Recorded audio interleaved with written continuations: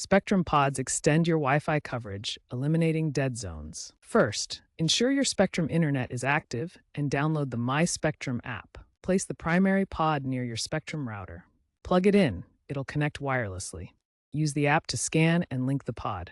For additional pods, power them on within 30 to 50 feet of each other. The app will guide their connection to the primary pod, creating a mesh network. Customize settings like guest Wi-Fi in the app.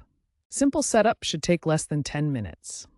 For connection drops, unplug the pods for 30 seconds to reset and check the app for firmware updates. Slow speeds? Reposition pods away from potential interference like microwaves or thick walls. Use the app's speed test to check your connection. If the app shows errors, clear its cache or reinstall.